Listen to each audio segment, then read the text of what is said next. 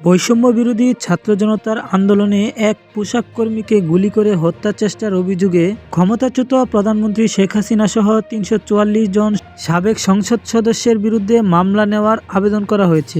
গত মঙ্গলবার ঢাকার চিফ জুডিশিয়াল ম্যাজিস্ট্রেট আদালতে এই আবেদন করেন ভুক্তভোগী পোশাক কর্মী আলাদুল ইসলাম।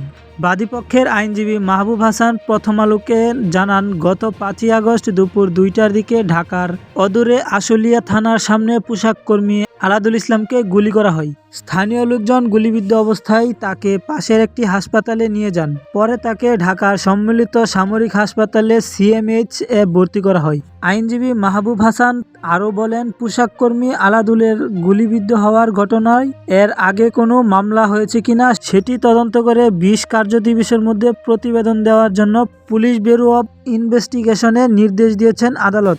শেখ হাসিনা ছাড়াও আওয়ামী লীগের সাধারণ সম্পাদক ওবায়দুল কাদের, জাতীয় পার্টির চেয়ারম্যান জিএম কাদের, সাবেক স্পিকার শিরীন শারমিন চৌধুরী, সাবেক মন্ত্রী টিপু মুন্সি, ফরহাদ হোসেন, সাবেক সংসদ সদস্য মাশরাফি বিন মুর্তজা ও সাকিব আল হাসান, আব্দুল লতিফ সিদ্দিকী সহ ৩৪৪ জন সাবেক সংসদ সদস্যকে আসামি হিসেবে অন্তর্ভুক্তির আবেদন করা হয়েছে। এর বাইরেও আরও ১৯৯ জনকে আসামি হিসেবে অন্তর্ভুক্তি আবেদন করেছেন বাদী। নিত্য নতুন সকল আপডেট পাওয়ার জন্য আমাদের চ্যানেলটি সাবস্ক্রাইব করে আমাদের সঙ্গেই থাকুন। ধন্যবাদ সকলকে।